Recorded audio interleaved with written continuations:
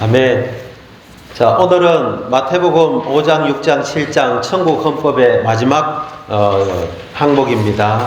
제목이 천국 백성의 생활 및 일의 근거입니다.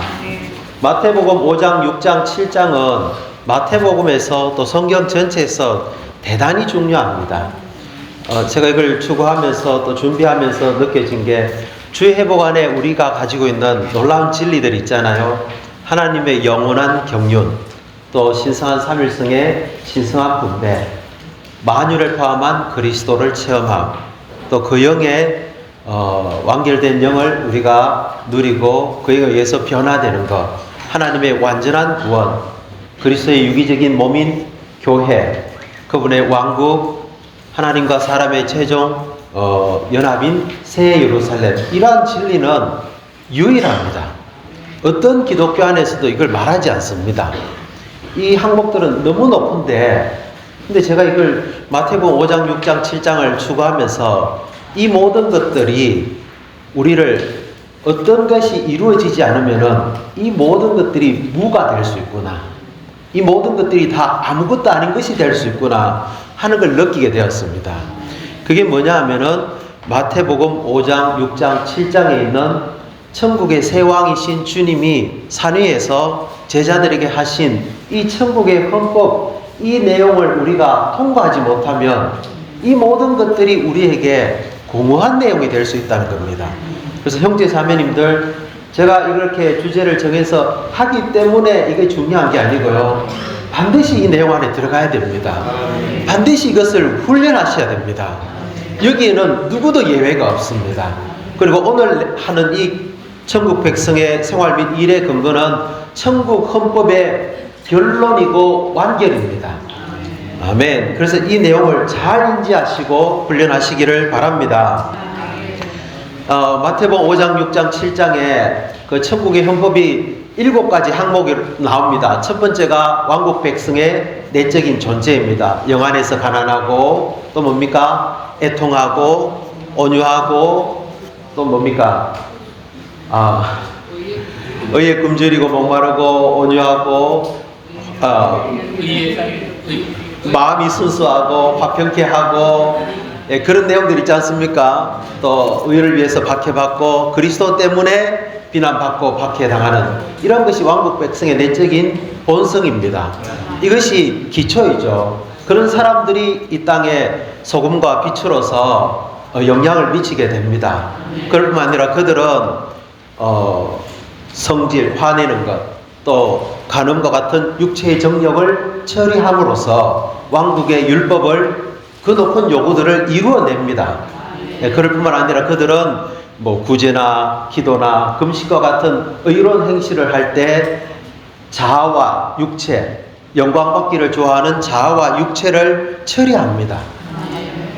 엄밀히 행하죠. 그럴 뿐만 아니라 그들은 또 염려 없는 생활을 합니다. 이 땅에서 나태하지 않고 게으르지 않고 부지런하고 의무를 하지만 염려를 하지 않습니다. 그래서 그들은 보물을 땅에 쌓지 않고 하늘에 쌓아두지 않습니까? 그리고 6번째 항목이 왕국 백성이 다른 사람들을 대할 때 원칙은 왕국과 그 영을 따라서 사람들을 돌보는 것입니다. 여기까지 왔다는 것은 대단한 전진입니다. 그러나 왕국의 헌법은 이것으로 끝나지 않고 우리 왕국 백성이 이 땅에서 주님이 말씀하시기를 좁은 문으로 들어가야 되고요, 비좁은 길을 가라고 말씀하셨습니다. 그래서 그것은 생명으로 인도하는 문이고 생명으로 인도하는 길이고 찾는 사람이 적습니다. 그러나 파멸로 인도하는 문, 멸망으로 인도하는 문은 넓고 아주 이게 크고 넓어서 많은 사람들이 그리로 들어가는데 그 결과는 전부 다 파멸, 멸망이라고 했습니다. 이 멸망은 영원한 멸망을 의미하는 것이 아니라 우리의 생활과 일이 어떤 손상을 입는다는 걸 말해주고 있습니다. 그래서 우리 이러한 왕국 백성의 9가지 본성부터 시작해서 이 모든 왕국의 헌법은 우리의 타고난 생명으로는 이룰 수가 없는 겁니다. 개에게 하늘을 날아라는 법을 줄 수가 없잖아요. 고양이에게 수용하라는 법을 줄 수가 없습니다. 이 땅에 있는 사람들에게, 구원받지 않고 거듭나지 않는 사람들에게 이 마태복음 5장, 6장, 7장을 적용하는 것은 잘못된 것입니다. 심지어 지금 이스라엘 백성들에게 이것을 말하는 것도 맞지 않습니다. 이것은 절대적으로 아버지의 신성한 생명과 왕국 백성의 본성을 가지고 있는 사람들에게만 적용하는 내용입니다. 그래서 우리가 이러한 것에 깊은 인상을 받으시기를 바랍니다. 그래서 이 왕국 백성은 왕국 헌법은 왕국 백성이 그들이 어떤 종류의 사람이고 어떠하며 그들이 지금 무엇을 해야 되고 어디에 있으며 어디로 가고 있는지를 우리에게 계시해 주고 있습니다. 제가 질문해 볼게요. 이걸 읽어보셨으면 알겠지만 왕국 백성은 어디로 가고 있으며 무엇을 하는 사람이라고 한마디로 정의할 수 있겠습니까? 왕국 백성은 좁은 문을 통해서 들어가서 이 비좁은 아주 이렇게 짓누르는 아주 협착한 길을 가면서 아버지의 뜻을 행하는 사람입니다. 아버지의 뜻은 마태복음 16장에 계시되어 있듯이 반석이신 그리스도 위에 그분의 교회를 건축하는 것입니다.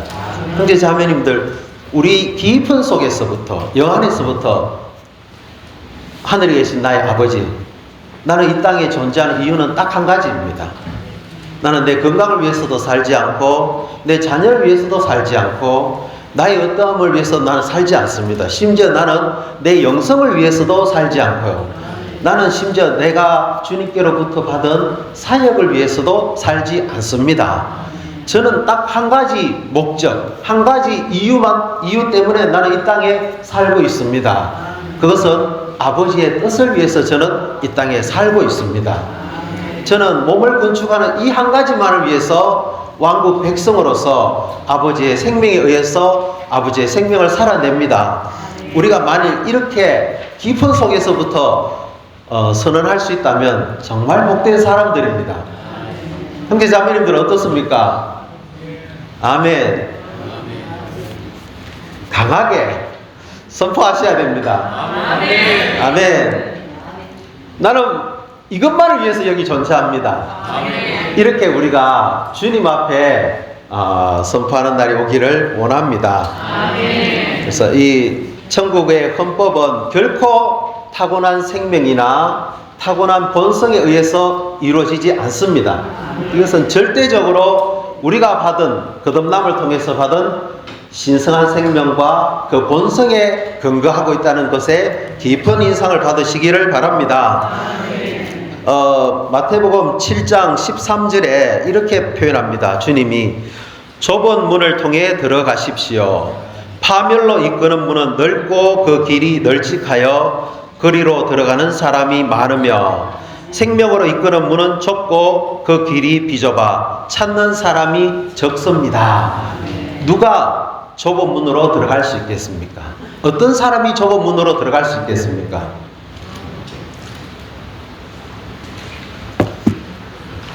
제가 다 이야기했습니다. 앞에 마태복음 5장부터 시작해서 영 안에서 가난하고 애통하고 의에 굶주리고 목마르고 온유하고 마음이 순수하고 화평케 하고 이런 종류의 사람들, 염려하지 않고 우리를 돌보시는 아버지를 신뢰하면서 우리의 의무를 철저히 행하는 사람들, 그런 사람들이 이 좁은 문으로 들어갈 수가 있습니다. 아멘. 자, 좁은 문을 통해 들어가십시오. 파멸로 이끄는 문은 넓고 그 길이 널찍하여 그리로 들어가는 사람이 많으며 생명으로 이끄는 문은 좁고 그 길이 비좁아 찾는 사람이 적습니다. 왜 이 생명으로 이끄는 문은 좁고 길은 비좁을까요? 왜냐하면 이것이 옛날 구약의 이스라엘 백성들에게 주신 그 옛 경륜에 속한 옛 율법보다 훨씬 더 높기 때문입니다. 옛 율법에는 살인하지 말라고 했잖아요. 새 율법은 화내면 벌써 그는 유죄 판결을 받는다고 합니다. 그래서 외적인 행동뿐만 아니라 내적인 동기까지도 다루고 있기 때문에 이것은 훨씬 높은 것입니다. 그래서 형제 자매들, 우리 자신에게 한번 질문해 보십시다.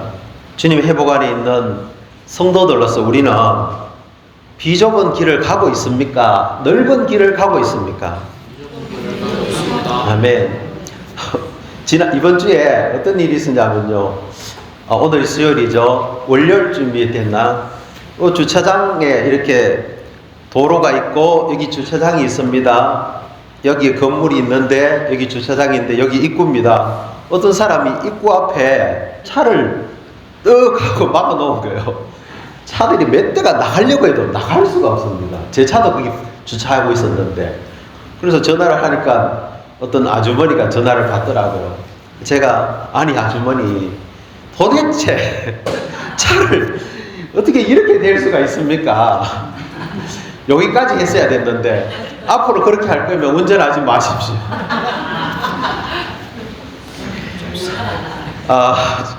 그 말을 하는 순간 있잖아요. 죽음이, 사망이 확 오는데요. 이게 너무한 거예요. 내가 제한 없이, 거침없이 말이 나와버린 겁니다. 주 예수님. 이거는 하나의 작은 예인데요. 우리가 봉사할 때 우리는 기독교의 길을 갈 수 없습니다. 사람들을 모으기 위해서, 복음을 전하기 위해서 락 음악, 재즈 음악, 세상적인 방법, 연극, 영화. 저 미국에 가면요, 뉴욕의 맨하튼에 브로드웨이가 있습니다. 넓은 길이 있습니다. 여기서 말하는 넓은 길이 브로드웨이가 있는데 거기는요, 공연, 영화, 온갖 세상적인 것들이 거기 다 있습니다.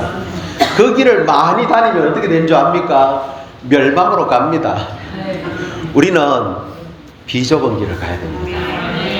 그래서 넓은 길, 넓은 문과 널찍한 길은 파멸로 인도하고 많은 사람이 그리로 들어갑니다. 아멘. 그러나 좁은 문과 비좁은 길은 생명으로 인도하고 그것을 찾는 사람이 적습니다. 아멘. 주 예수님, 아까 형제님 칭찬 이야기 하셨잖아요. 우리는 사람을 칭찬할 때도 때로는 칭찬을 해야 됩니다. 그러나 반드시 비좁은 방식으로, 제한된 방식으로 칭찬해야 됩니다. 저는 그날 잘못 주차한 그 아주머니를 아주 제한받지 않고, 한계를, 통제를 받지 않고 제 천연적인 생명의 그 멸망으로 이끄는 그런 방식으로 막 책망해 버렸습니다. 주 예수님, 왕국 백성은 좁은 문을 들어가서 비좁은 길을 가야 됩니다. 누가 좁은 문을 들어갈 수 있겠습니까? 슬림하고 다이어트한 사람 아니잖아요. 누가 이 비좁은 길, 아주 협착한 길을 갈 수 있습니까? 균형 감각 잘 맞추는 사람이 아니잖아요. 아버지의 신성한 생명과 본성을 따라서 사는 그 사람들만이 그 길을 갈 수가 있습니다. 아멘.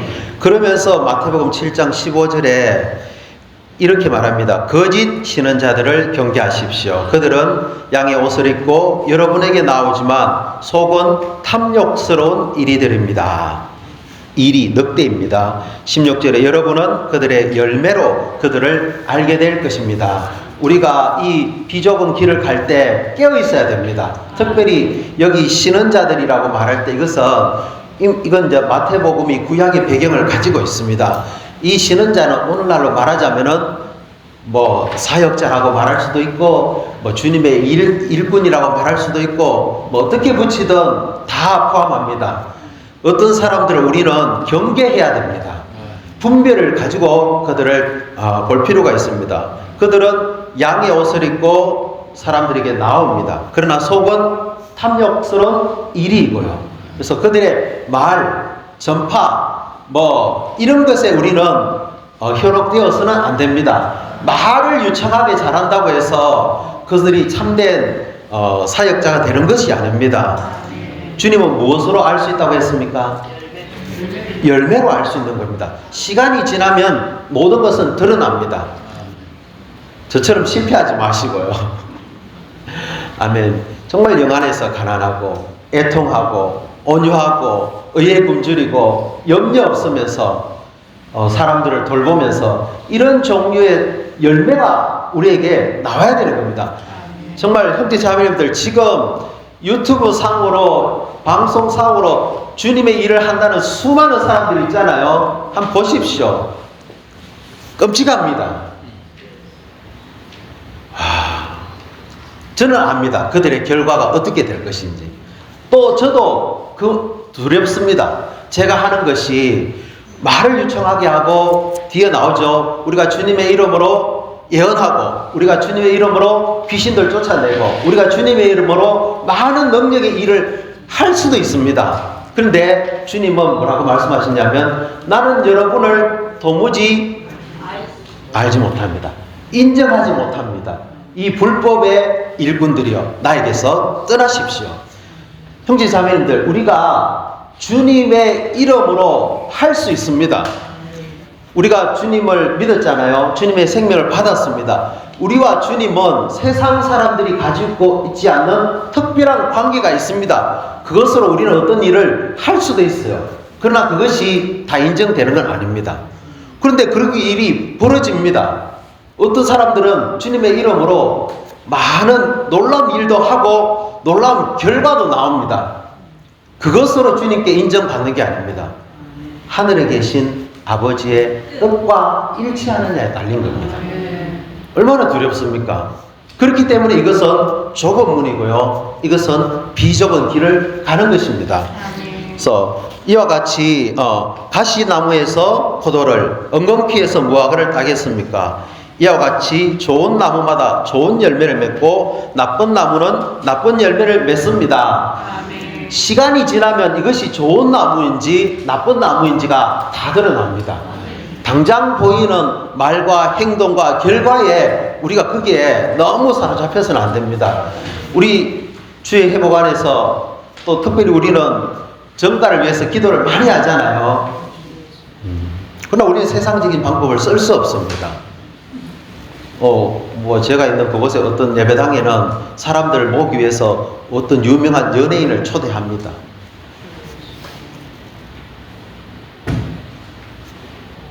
사람들이 오겠습니까? 안 오겠습니까?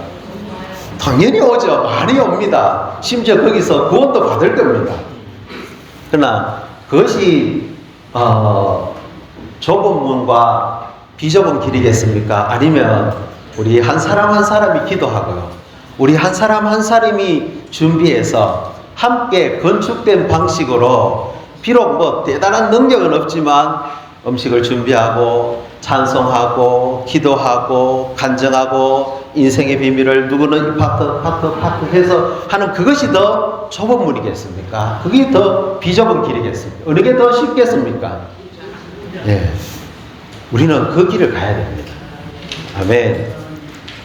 여기 만약에 어떤 유명한 사람 온다 그러면은 사람들 많이 올 거라고 기대해서는 안 됩니다. 그렇게 우리는 그런 길을 가서는 안 됩니다. 그래서 우리는 열매로서 거짓 신앙자들을 분별할 필요가 있습니다. 그래서 주님이 이렇게 말했죠.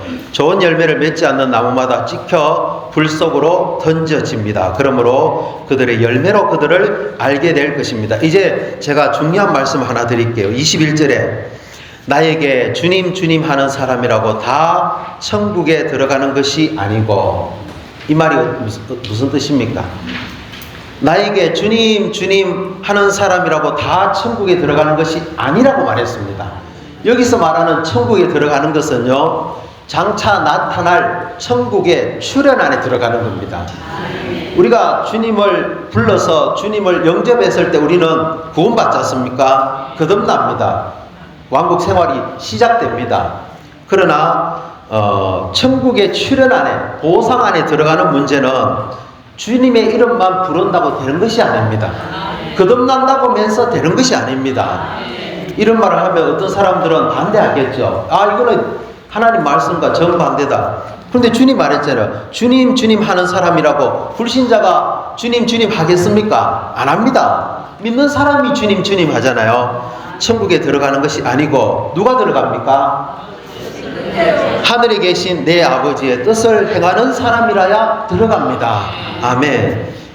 그래서 22절에 그날에 많은 사람이 나에게 주님 주님 우리가 주님의 이름으로 예언하였으며 주님의 이름으로 귀신들을 쫓아냈으며 주님의 이름으로 많은 능력의 일을 행하지 않았습니까? 라고 할 것이지만 그때 내가 그들에게 선언할 것입니다. 나는 여러분을 도무지 알지 못합니다. 불법을 행하는 사람들이여 나에게서 떠나가십시오. 이 불법을 행하는 사람이란 말은 불법의 일꾼이라고 합니다. 불법이 뭡니까? 우리는 다 하늘에 속한 경주를 달리고 있습니다. 바울이 그런 말 했죠. 나는 허공치듯이 이렇게 달리는 것이 경주하는 것이 아닙니다. 나는 힘을 다해서 달려가고 있습니다. 우리가 하늘에 속한 경주를 합시다. 히브리서에 말했잖아요. 경주를 할 때 제일 중요한 게 뭡니까? 선을 지키는 겁니다. 그렇잖아요. 그죠? 그 선을 벗어나면은 아무리 빨리 달려도 실격이 되는 겁니다. 위반이 되는 겁니다. 우리가 주님과의 관계 안에서 생명이 있다고 해서 있기 때문에 우리는 달릴 수 있는 주자의 자격이 주어졌습니다. 그러나 올인해서 상을 받는 것은 법대로 달려야 되는 것입니다. 불법이 뭡니까? 하늘에 계신 아버지의 뜻과 맞지 않는 겁니다. 그래서 오늘날 이 소위 주님의 이름으로 행하는 것들 안에 얼마나 많은 불법이 있는지 모릅니다. 저도 한때 그런 불법이 횡행한 그리스도인의 모임에 7년 동안 있었습니다. 주 예수님. 그러나 오늘 우리는 주의 회복 안에서 하늘에 속한 선 안에서 달릴 필요가 있습니다. 자, 그럼 질문할게요. 이게 하나님의 뜻인지 아닌지 어떻게 할 수 있습니까? 하나님이 매번 달릴 때마다 말씀해 주실까요? 어떨까요? 달리기를 경주하는 사람들 1레인, 2레인, 3레인, 4레인 자기들 앞에 선이 분명하게 보입니다. 그렇잖아요. 그죠? 그럼 이게 내가 하나님의 뜻인지 통제하는 선인지는 어떻게 알 수 있냐면 제가 서두에 말씀드렸습니다. 하나님의 생명과 본성에 의해서 우리는 이거를 아는 겁니다. 하나님의 생명과 본성에 거스르는 것들은 다 불법입니다. 하나님의 생명은 거룩합니다. 하나님의 본성은 의롭습니다. 하나님은 올바릅니다. 정직합니다. 새 예루살렘에 보면 하나님과 어린 양의 보좌가 있고 그 보좌에서부터 생명수의 강이 흐르잖아요. 어디로 흐릅니까? 길 가운데로 흐르고 있습니다. 그 길은 금길입니다. 금은 하나님의 신성한 본성입니다. 하나님의 본성과 생명을 거스르는 것들은 즉시 우리 안에서 제가 그랬잖아요. 당신은 그 따위로 운전하지 마십시오. 그때 즉시 내 안에 있는 신성한 생명과 본성은 shut up, 닥쳐라, 말하지 마라. No, 그건 아니다. 형제자매들, 우리 안에 있는 이 신성한 본성과 생명이 우리로 하여금 달려야 될 길을 보여주고 있는 겁니다. 제 체험 안에 그런 게 너무너무 많습니다. 하나님은 저 안에서 안 돼 하는데도요 기어코합니다.